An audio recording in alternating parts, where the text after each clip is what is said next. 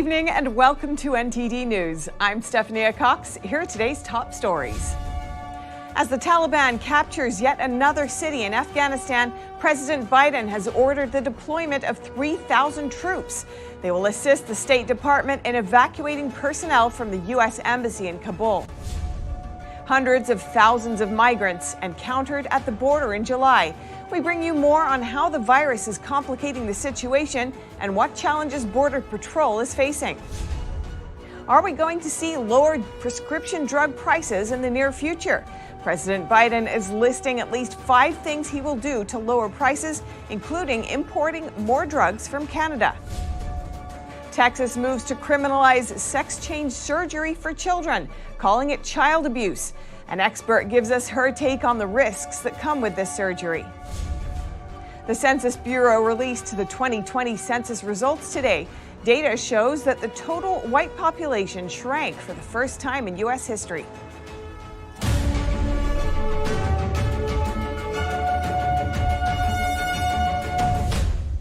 How would you like to see lower prescription drug prices? President Biden is promising just that. So what exactly are his plans? President Biden Thursday listed several actions he'll take in order to deliver lower drug prices. He says one of the reasons drug prices are so high is that generic drugs or non-patented drugs often take a long time to reach the market. I've instructed the Federal Drug Administration to get these genetic drugs to consumers faster. This is going to increase competition.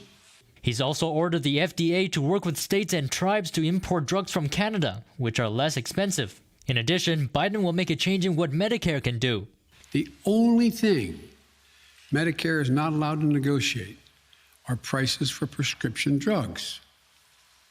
My plan gets rid of that prohibition. The president says his administration will negotiate with drug companies for a fair price, one that reflects the cost of research and development while still being affordable. Our plan says that drug companies can only raise prices based on the rate of inflation after it's determined how much they've invested and what a healthy profit constitutes. Another part of Biden's proposal is the cap on the amount seniors will have to spend on prescription drugs, no more than $3,000 a year. The president seems confident that his plan can save seniors thousands a year on prescription drugs. DHS Secretary Alejandro Mayorkas visited Texas today. He says the border is one of the toughest challenges they face. NTD's Kevin Hogan brings us more on his remarks. Speaking from Brownsville, Texas, Mayorkas said that over 200,000 migrants were encountered in July. That's a 13% increase over June. These numbers do not reflect the number of different people who were encountered at the border. The large number of expulsions under Title 42 during the pandemic has contributed to a large number of migrants making multiple border crossing attempts. Mayorkas said there were over 800,000 unique individuals encountered in fiscal year 2021. He says there are more than in 2019 because of worsening conditions in their countries of origin. Those include a rise in poverty, crime, and corruption. He reiterated that the Biden administration is working to prevent migrants from having to take the dangerous journey by addressing the root causes of migration and finding legal pathways for them to apply for relief. Though Republicans have said the surge is due to Biden's deporting less migrants, reversing the Remain in Mexico policy, and canceling border wall construction. Mayorkas says there are still unaccompanied children in Border Patrol custody, but they are moving them faster than in March. But he says the great majority of those in custody are single adults. They are placed into removal proceedings, which are immigration enforcement proceedings. They are prosecuted for removal and are removed unless they make a successful claim for relief and establish that they are entitled to remain in the United States under the laws that Congress has passed. What's more, officials in Laredo, Texas, say 40% of illegal immigrants released in the city were COVID positive. The Border Patrol chief said the COVID threat is on top of the new challenges not present 30 years ago, which include the arrival of family units, unaccompanied minors, and migrants from new countries. At any given day, I may have between 300 and 400 Border Patrol agents that are in a quarantine status. And as you know, I wear this black badge over my the black band over my badge because we've lost 8 Border Patrol agents in the line of duty to COVID or to other events, and one is too many. The chief says Border Patrol agents are working tirelessly on the front lines with more seizures of meth and cocaine in his border sector. Kevin Hogan, NTD News. The Democrats' $3.5 trillion budget resolution is now approved by the Senate, the first step towards signing this sweeping budget bill into law. It's trillions in extra government spending to pay for social welfare programs, immigration reform, and green energy projects. To pay for it, a tax on the wealthy. What does this mean for everyday Americans? NTD's Melina Weiskup speaks with a tax policy analyst to find out.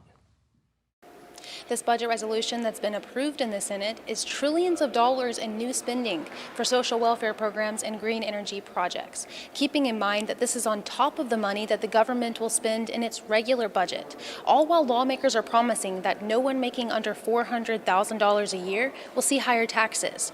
It'll be paid for by making our tax code more progressive and more fair. The resolution broadly states this will happen through tax fairness for high-income individuals and IRS tax enforcement. The problem with broad language is that it leads to a lot of interpretation, especially the Internal Revenue Service. Higher income people can afford to pay for lawyers, attorneys, CPAs, but lower income folks can't, and the IRS knows that. That makes lower-income folks more susceptible to IRS audits. Now, they also plan to raise the corporate tax. Senator Bernie Sanders has said many times that taxing the wealthy is a popular idea among Americans, since most don't think it will affect them. And finally, we need a government that represents ordinary people, not just the wealthy campaign contributors and the 1%. But Williams says businesses change their behaviors when they're taxed more, which in turn does impact average Americans. They will fire people. They will have to shrink their workforce if they can't afford to keep people on payroll. So this may not be a tax increase for people, but they may lose their job because of these tax increases. And when you raise taxes on businesses, they pass along those tax increases to the consumers. So, higher prices are another form of tax. He points to 2017 as an example, when the U.S. corporate tax was lowered from 40% to 21%. This led businesses to hiring more people and giving workers more bonuses. The corporate tax hike would also make the U.S. less competitive, since most countries' corporate tax rate is around 20 to 24%. And another thing to keep in mind about excessive government spending is that when lawmakers lay out these budget and spending plans, they usually project 5 or 10 years in advance how much revenue they expect to generate in order to pay for the spending programs. But usually the government doesn't rake in as much revenue as they project, leading to a higher national debt tacked on. Reporting in Washington, D.C., Melina Weiskup, NTD News. More bad news on the inflation front. The price of goods at the wholesale level is rising faster than any time on record. July's Producer Price Index, or PPI, rose 7.8% in 1 year. That's the highest number in the history of the series, which dates back to 2010. And wholesale energy prices jumped by over 33% over the year. Goods rose nearly 12%, and food rose 9.5%. On a monthly basis, wholesale prices rose 1%. Increases in wholesale prices tend to mean a future increase in the price of goods as we buy them as consumers. Bad news for your wallet. Average hourly earnings only increased 0.4% in July. And consumer price increases remain at a 13-year high. So what does this mean, and should you be worried? NTD's Steve Lance spoke with an expert to get his thoughts on rising inflation and what you can do to shield yourself from its effects. Principal of Innovated Advisory Group Kirk Chisholm says inflation is not due simply to the printing of more money. A key concept known as the velocity of money is also at play, along with the disruption of the supply chain that took place last year. The reason we're having inflation, in part, is because last year it went down a lot because nobody was doing anything, right? So you were having inflation compared to that, and I don't think that surprises anybody. The big problem with inflation now is the supply chain is severely damaged, right? Look at lumber, right? Lumber went up hundreds of percent, and now it crashed 70%. Why did that happen? Well, if lumber's going up, I'm gonna cut down more lumber, right? I'm gonna cut down as much lumber as I can because it's high prices. And they say the cure for high prices is high prices.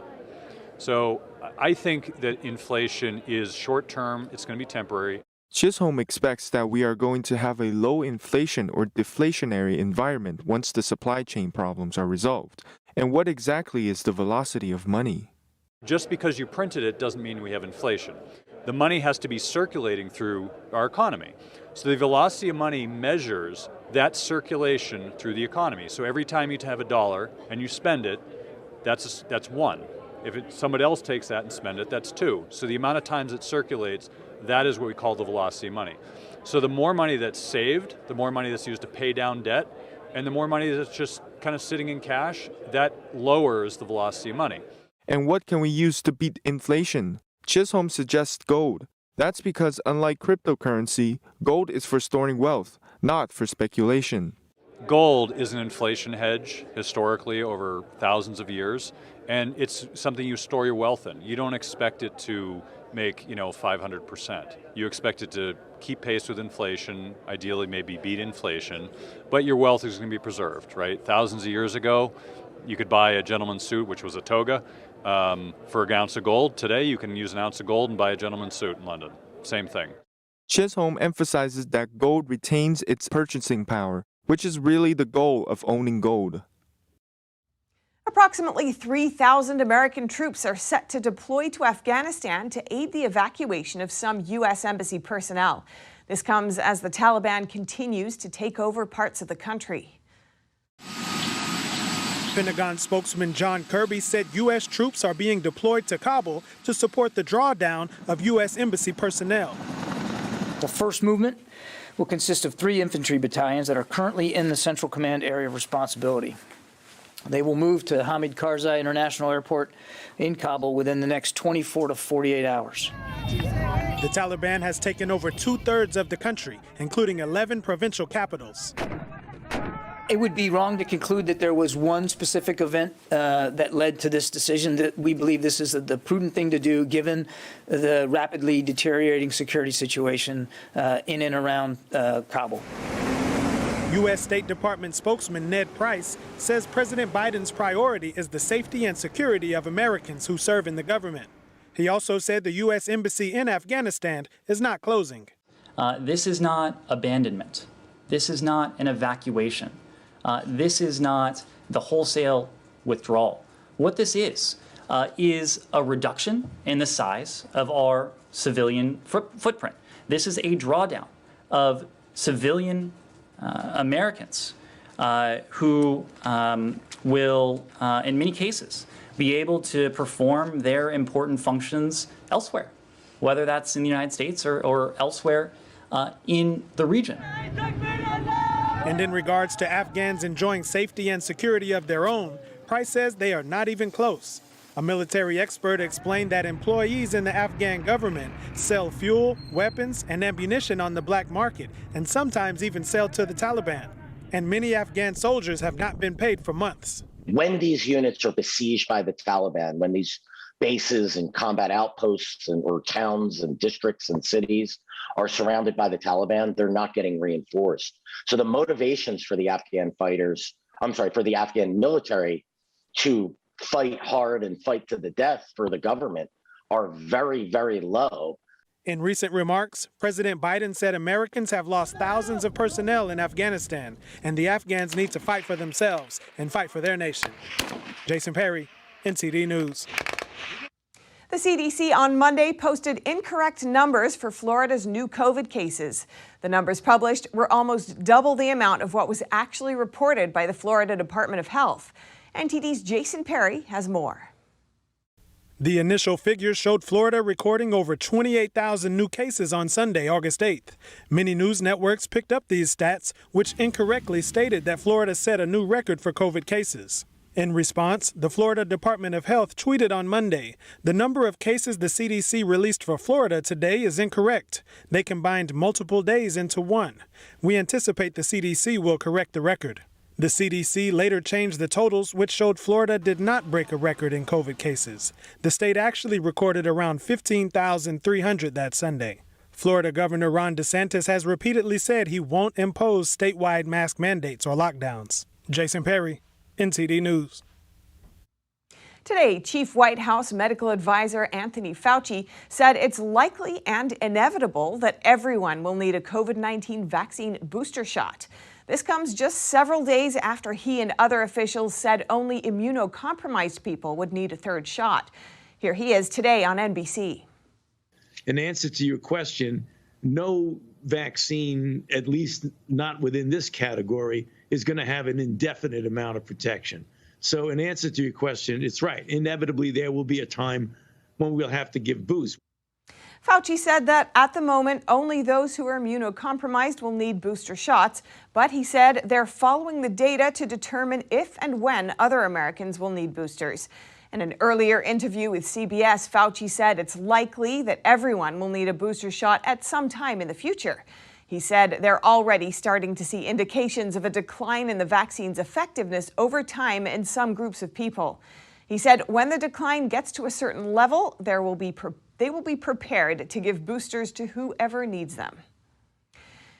An independent advisory panel to the CDC is scheduled to meet Friday to discuss booster shots following an expected approval decision by the FDA.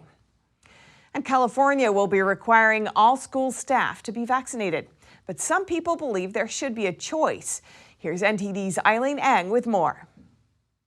California Governor Gavin Newsom announced on Wednesday the state will be requiring all school staff, including custodians and bus drivers, to either show proof of full vaccination or be tested at least once per week. We think this is the right thing to do, and we think this is a sustainable way to keeping our schools open.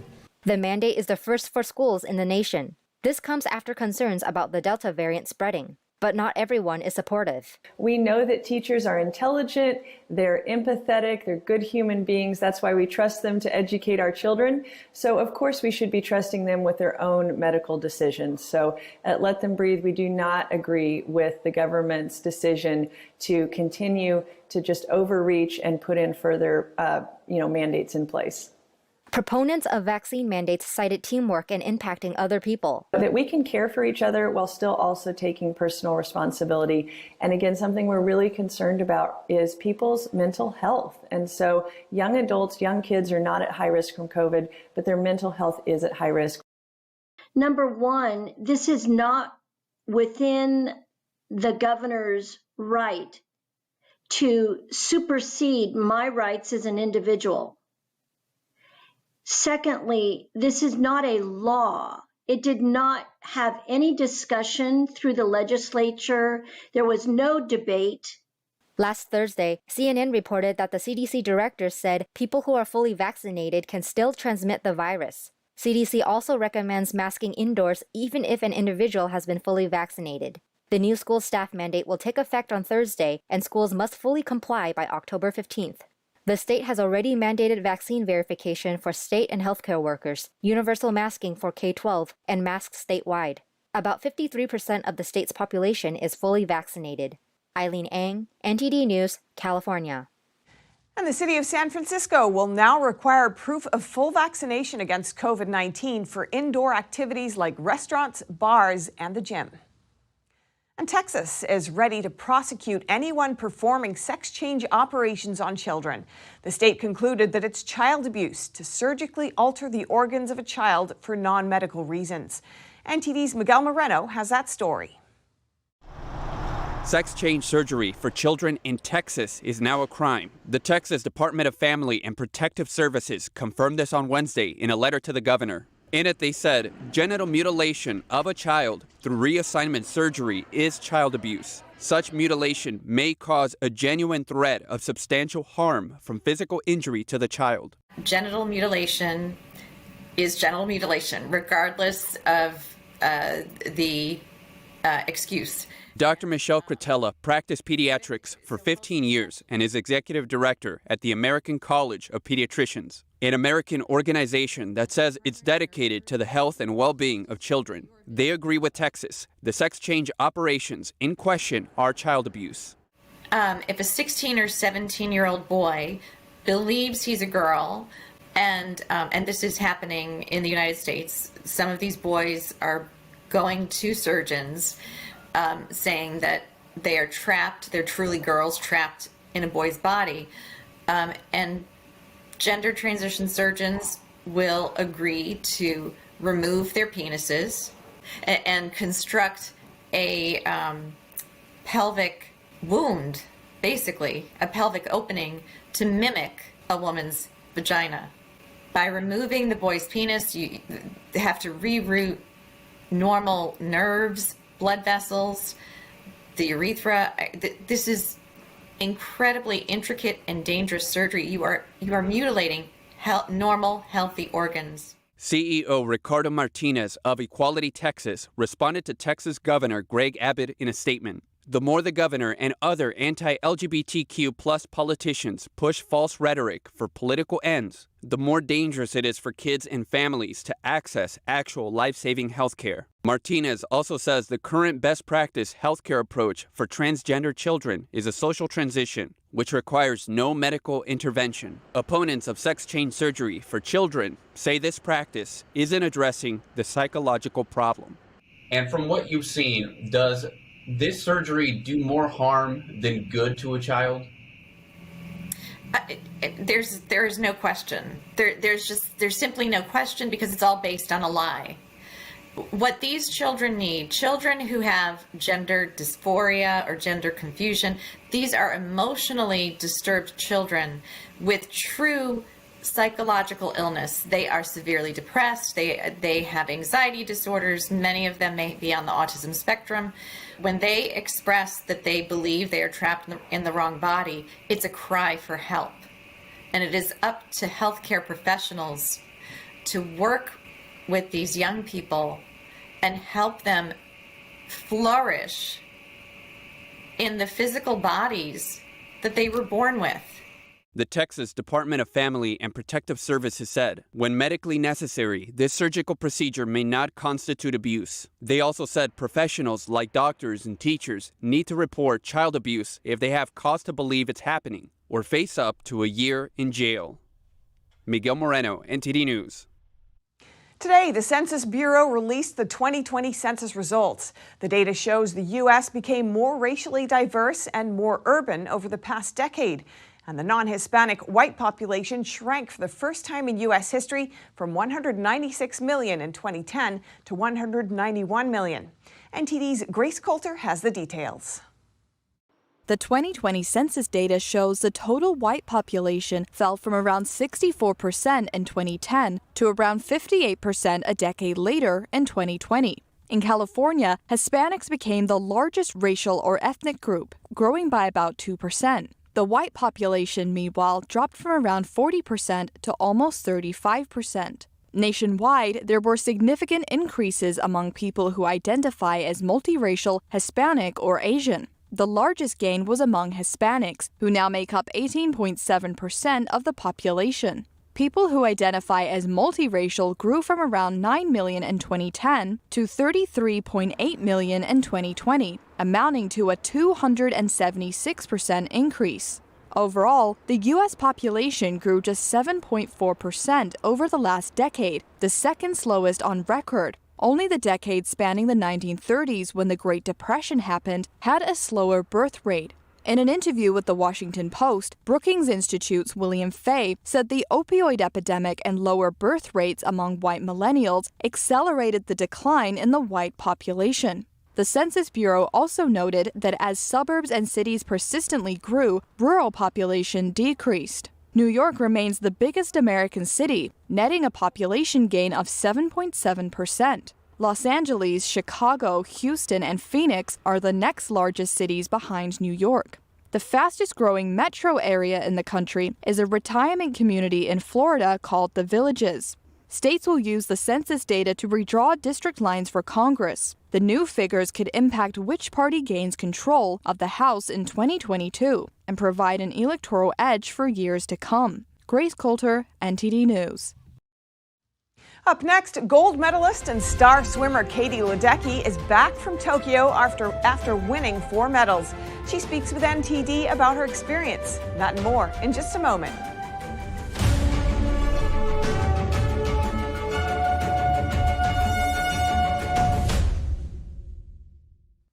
More Olympic athletes are returning back home now that the Games in Tokyo have ended.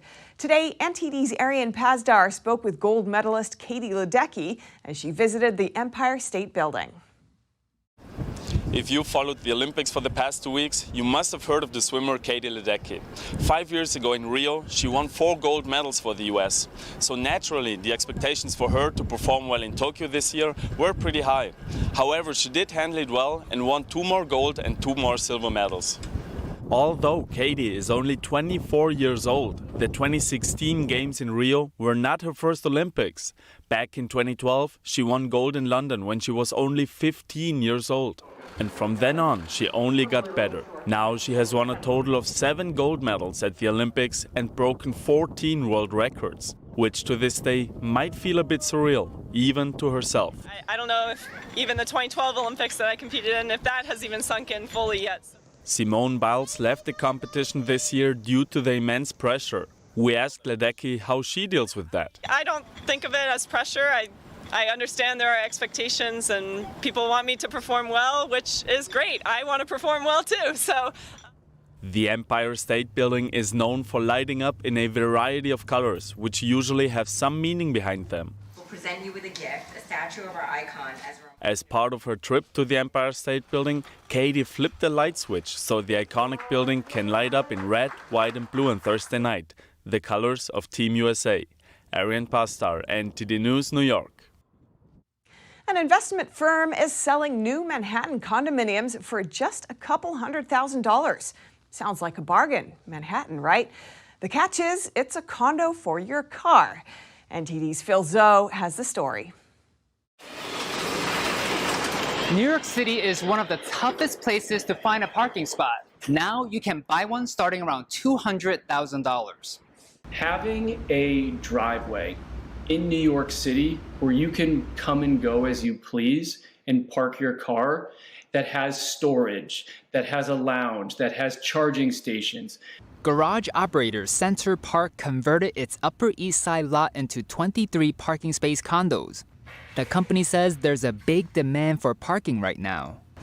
New car registrations were up 27% in Manhattan last year. This year, it's on course to go even higher.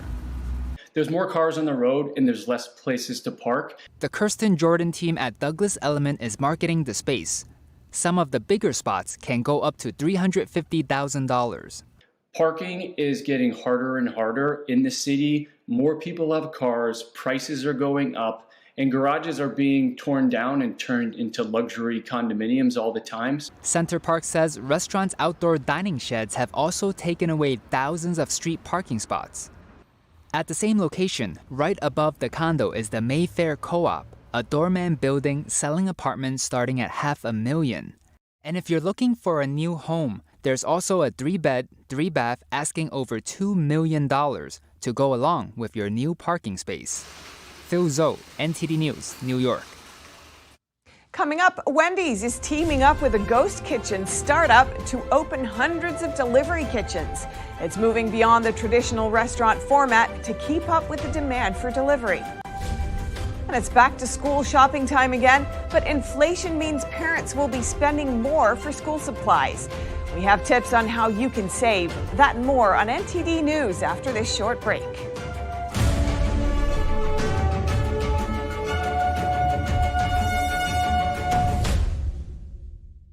Hi folks, Joe Namath here with a new message about your Medicare benefits. You may be entitled to transportation, meals, and expanded coverage for dental work that includes extractions, fillings, and dentures, all at no additional cost. Plus, depending on your zip code, you may be entitled to the Medicare benefit that adds money to your Social Security check every single month. Call and get everything you deserve. Call now. It's free. I'm on a fixed income, so I called to get money added to my Social Security check. They helped me so much. I called to save money on copays, get prescriptions, transportation, and my dental work covered. I couldn't believe I was spending money I don't have to spend. Millions of people have trusted the Medicare Coverage Helpline, and you can too. Call now. It's free. Call 1-800-764-1930. That's 1-800-764-1930 now.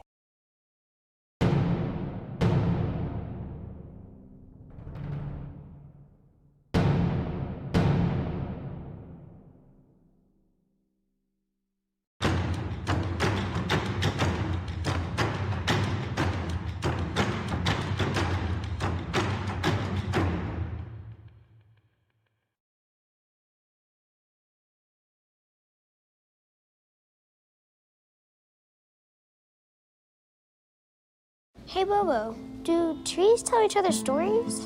I'm sorry. I'm afraid I don't know that. Hey, why don't we go find out? Listen. Can birds draw pictures? I don't have an answer for that. Dad, do stars visit their friends? Look!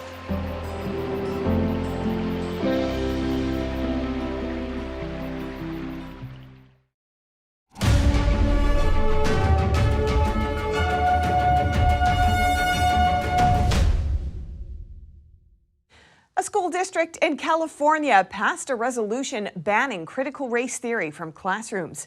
While all school board members are against CRT, some saw problems with the resolution. Here's NTD's Cynthia Kai with more. Paso Robles Joint Unified School District along California's Central Coast region passed a resolution banning critical race theory during the Tuesday board meeting. The school board stated in the resolution, the definitional foundation of critical race theory involving an artificial distortion of the traditional definition of racism is fatally flawed. School Board President Christopher Arend told NTD News in an interview that CRT is not an academic theory, but a divisive ideology. The general impression is we don't like identity politics. We're not going to get on that bandwagon. We are going to deal with each other as individuals. During the meeting, a board member stated that K-12 students need to first learn basic critical thinking skills before addressing issues such as CRT. The highest ones are what you need to deal with CRT. You need to be able to analyze, use the information and identify what fits and doesn't fit, and then apply it. Our kids aren't ready for something like that. However, a board member who voted against the resolution argued the resolution does not completely ban CRT. I do not agree that CRT should be in our curriculums. I do not support that. The resolution is fundamentally flawed, in my opinion, and it shows that. That is not taking a stance on whether or not CRT should or should not be in the curriculum. My stance is that it should not be in our curriculum. Williams pointed out the last sentence of the resolution allows for instruction focusing on the flaws of CRT. Board President Aaron said CRT should be taught objectively. We do need, of course, to teach our children about CRT, just as we teach them about communism, about fascism, about theocracy, about all sorts of other things. They need to be taught about it, but there's a difference between teaching CRT as gospel, as truth, and teaching about this absolutely flawed ideology. The school board passed the resolution in a 4-3 vote. Cynthia Kai, NTD News, California. A recall campaign targeting San Francisco's district attorney fails to get the signatures they needed. The organizer of the recall effort, Richie Greenberg, needed to get around 51,300 signatures, but reports say he fell short by less than 2,000.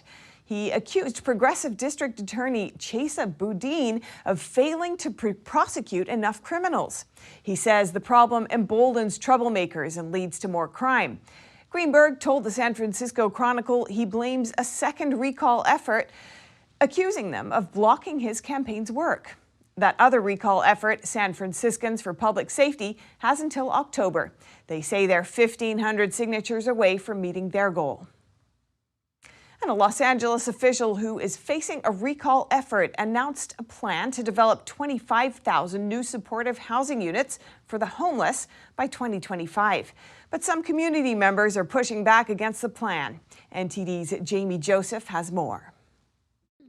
Pauline Atkins has been a resident of Eagle Rock, Los Angeles for the last 54 years. She has no bad childhood memories growing up here, but now she blames her local city councilman, Kevin De Leon, for the growing homeless encampments in the area. I believe that the homeless are running the streets of Eagle Rock. In July, she served De Leon with a notice of intent to recall. Again, with De Leon suggesting that the homeless are mostly veterans and senior citizens and children and women. Here's some really nice examples of they're not anywhere to be found. We have drug addicts and we have drug dealers. As the county grapples with a growing homeless crisis of more than 60,000 people living on the streets, Los Angeles Councilmember Kevin De Leon announced a plan to develop 25,000 housing units by 2025. But some community members are pushing back, saying that housing first isn't the solution. Whether you live in Venice or South LA, Pacoima or San Pedro, East LA or Encino, at the end of the day, there are no easy answers. The city of LA will receive $12 billion in state funding over the next 2 years. We need to use that quite efficiently. We can't waste that money, to the point that was made earlier with regards to the criticism, which are very legit, on HHH. But critics of the city's handling of the homelessness argue a $1.2 billion bond passed in 2016, which was meant to create 10,000 housing units, have only developed 179. You made a reference to a few weeks ago that I was served with a recall notice by Trump supporters. And what I have to say is this, is that our unhoused community members are already there. Why not clean up the area? This is not Donald Trump right-wing silliness. I have not in my life seen so many Democrats turn against somebody. So I really believe it's bipartisan. I believe that when you're talking about a community as tight-knit as Eagle Rock, Highland Park, this community, we're tired. De Leon's housing initiative will now go to Mayor Eric Garcetti's desk for final approval. Meanwhile, petitioners begin collecting signatures to recall on August 16th. Organizers will need roughly 21,000 signatures to trigger a recall election.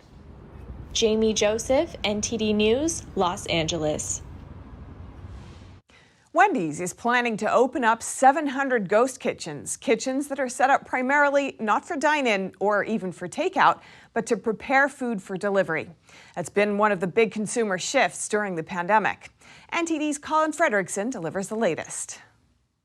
Wendy's, in a news release Wednesday, announced it's going to open and operate 700 delivery kitchens over the next 5 years across the U.S., Canada, and the United Kingdom.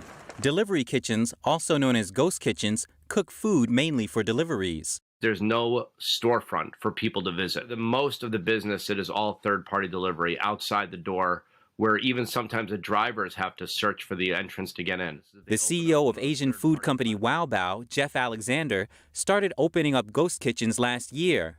Both he and Wendy's are working with Reef, which Wendy's calls the largest operator of mobility, logistics hubs, and kitchens. They create vessels. It's basically a food truck, but they call them vessels, where they put a multifunction kitchen inside of it, and they work with brands to learn how to make the brand's food. And then they sell the food out of these vessels. Jeff says they've grown very quickly with Reef, which takes care of finding the real estate, getting the equipment, hiring the people, and training them. Wendy's Chief Development Officer Abigail Pringle says this partnership with Reef is testimony to our ambitions, and that the demand for convenient delivery solutions means we must look for opportunities beyond our traditional restaurant formats. Colin Frederickson, NTD News. Postage may cost a little extra this holiday season. The United States Postal Service wants to increase the prices for a variety of services during peak holiday season. USPS says it would be a temporary rate adjustment to offset rising handling and delivery costs. The price hike would go into effect for priority mail and first-class package service October 3rd through December 26th. The Postal Regulatory Commission still has to approve the new rates. And rising inflation means school supplies are more expensive this year. NTD's Andrew Thomas has more on how parents can save on back-to-school shopping. This back-to-school season, inflation and the global pandemic are changing the way parents shop. Prices for consumer goods are going up, and parents are spending more. In fact, the National Retail Federation estimates that parents are going to spend over $800 for kids in grades K through 12. And that includes everything from clothing to your regular school supplies, backpacks, to even those tech items like laptops and headphones and tablets. Parents can save on products like laptops and tablets by purchasing refurbished items and save between 30 and 60%. But make sure the item comes with a warranty before buying. Back-to-school shopping season can also be an opportunity to teach kids about money and finance. So first of all, have them sit down with you and look through that list, write out a budget, explain how much can be spent, and have them shop around with you. You know, depending on the age of your child, they could be a little bit more involved the older they get, but even younger children. The pandemic has also changed the way consumers shop, as many retailers have shifted efforts to online sales. Some experts recommend consumers shop online so they can compare prices easily. So I think when we think about online shopping, that can be a really convenient way for parents to really buy things that go straight to their door.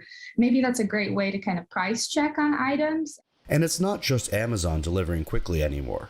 Target and Walmart have caught up. And in some cases, browser extensions may offer cashback features. Andrew Thomas, NTD News. Coming up, China's pandemic situation could even be affecting those overseas. One of the world's major shipping ports located in China is facing shutdowns. That's after a worker there tested positive for the virus.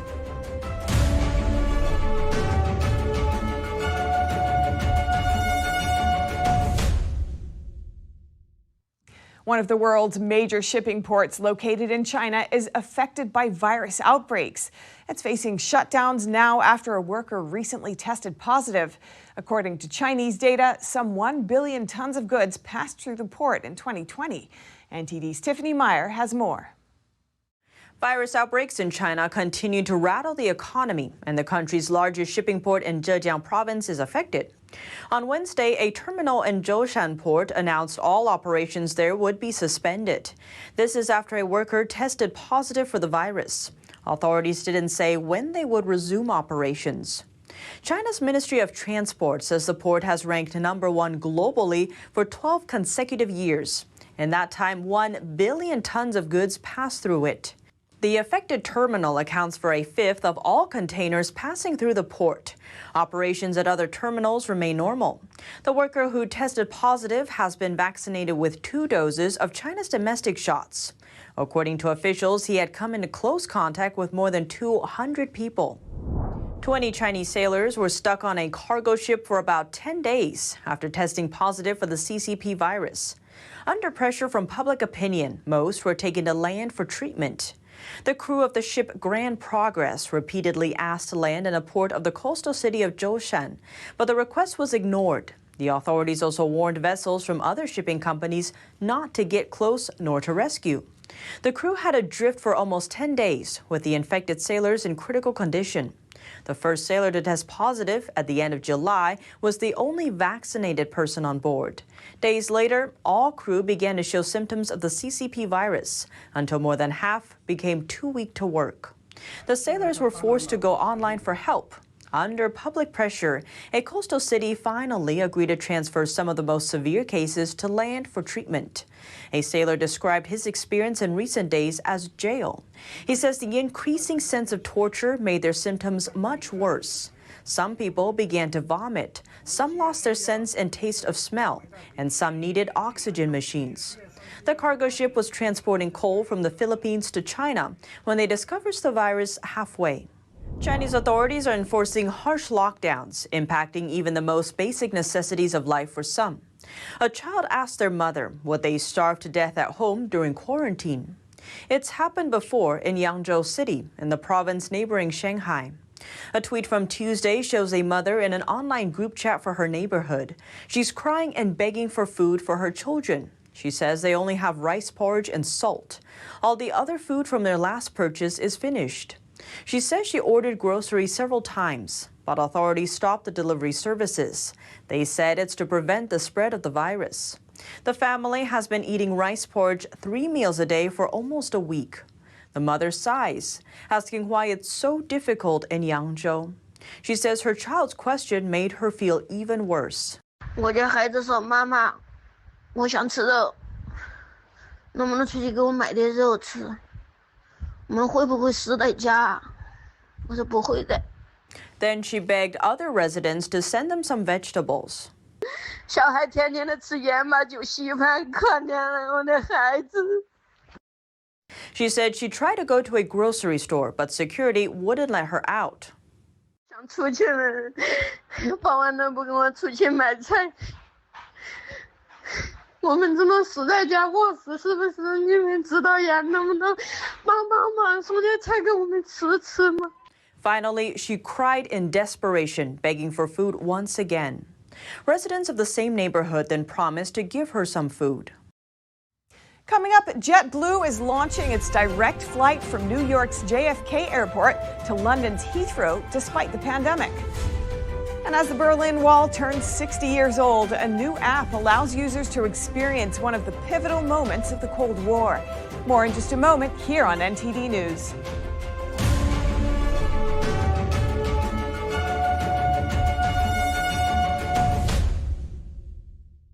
Hello, I'm Mike Lindell, and I'm coming to you with the most important commercial that I've ever done. All of you know what MyPillow and myself have gone through in the last 5 months in my efforts to bring the truth forward. Well, it's all come down to this. I'm having a cyber symposium on August 10th, 11th, and 12th. This historical event will be live streamed 72 hours straight on my new platform, frankspeech.com. You can help by getting everybody you know to go to frankspeech.com now. To help support this Cyber Symposium event, I am offering some of the best prices ever on my pillow products, but they're only offered at frankspeech.com. Go to frankspeech.com now and use the promo code on your screen or call the 1-800 number below to receive these exclusive My Pillow offers. Thank you and God bless.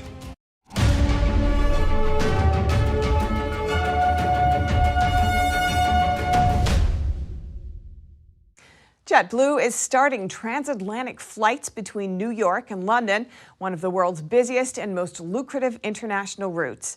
They're planning to grab market share with low fares and drive a recovery on that route. JetBlue is making history as other airlines rethink plans amid a slowdown in ticket sales and a pickup in cancellations.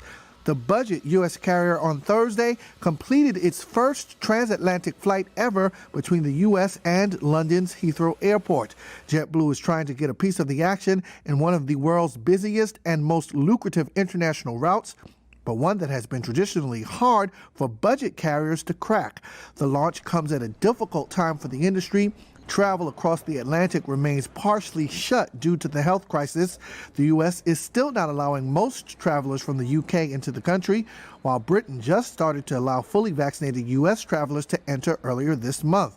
UK-based carriers like British Airways and Virgin Atlantic have been severely hobbled by those travel restrictions since they have less of a domestic market to rely on. Major U.S. carriers Delta, American Airlines, and United Airlines are focused on other routes, which could now be seeing a slowdown after a burst of activity in the summer and spring, with the health crisis now in a new, more contagious phase. JetBlue is hoping it can disrupt the transatlantic route and get a competitive edge by driving fares lower. It plans to add flights to London's Gatwick in late September and between Boston and London next year. And as the UK is limiting COVID-19 vaccines for minors to 16 and 17-year-olds, how are other countries in Europe handling vaccinating children? NTD's Joanne Robson gives us a roundup. Portugal's health authority this week recommended that 12 to 15-year-olds should be vaccinated against COVID-19, and that ideally before the start of the academic year. About 400,000 youth can now get one of the two vaccines authorised for minors by the European Union's medicines regulator, Pfizer and Moderna. Where do some other European countries stand on this issue?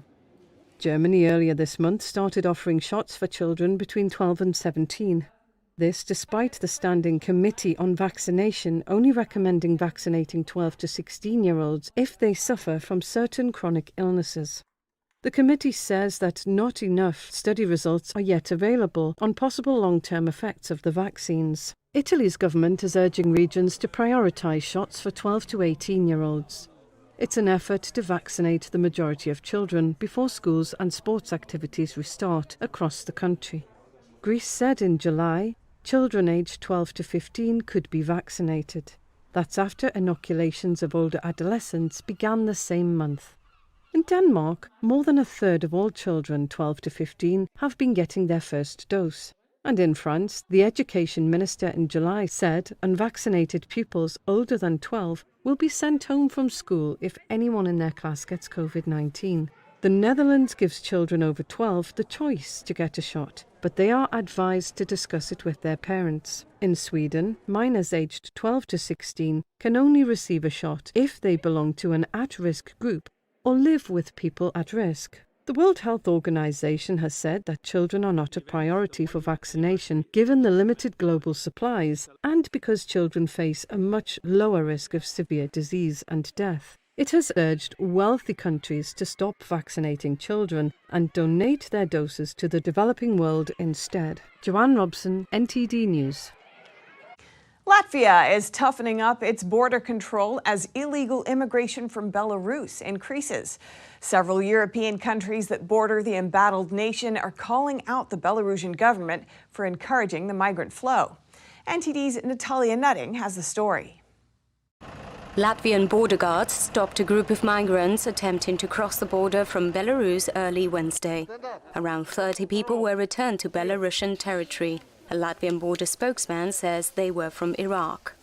On Tuesday, the Latvian government declared a state of emergency in border areas, allowing military and police to support border guards.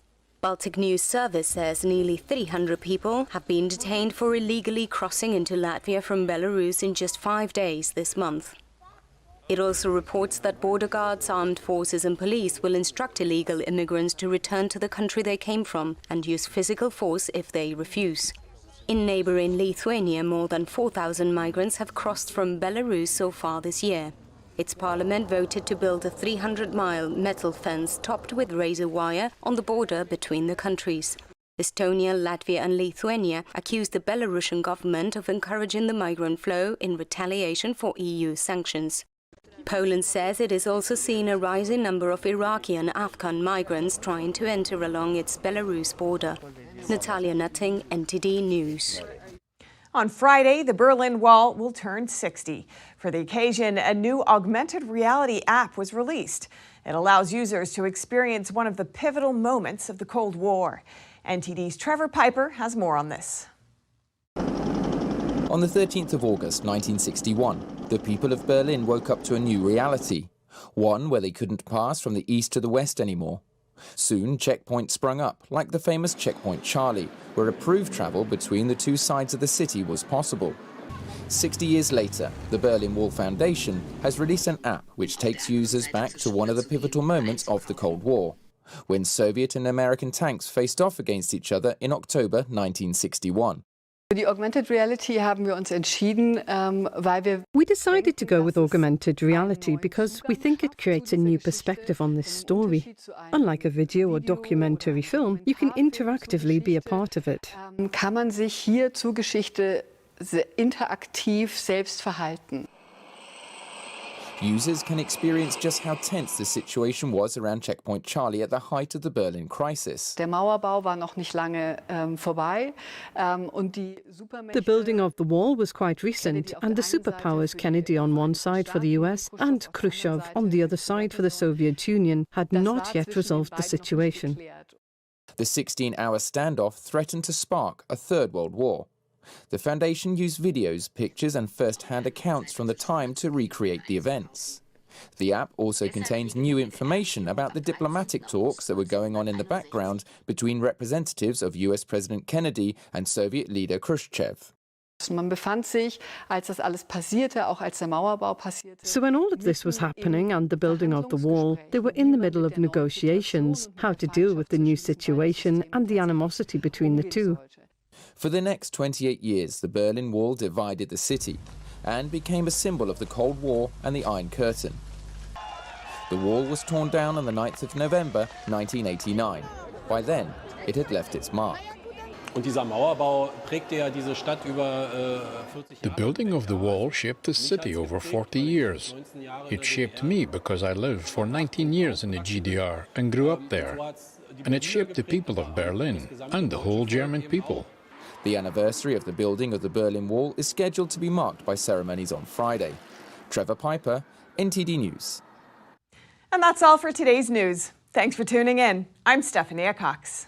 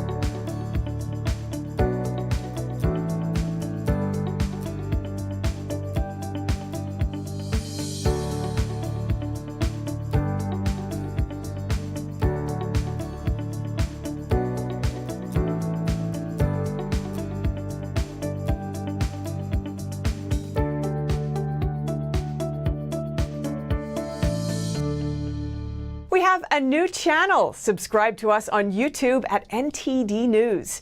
Get the highlights of our news broadcast and the most important headlines that we curate especially for you. Don't let YouTube decide what information you get. That's your choice. YouTube is deleting our videos and cuts you off from a source of honest reporting. Make sure you don't lose access to NTD's news content, and take a quick moment to subscribe to our newsletter so no matter what happens here, you'll keep your access to a trustworthy news source.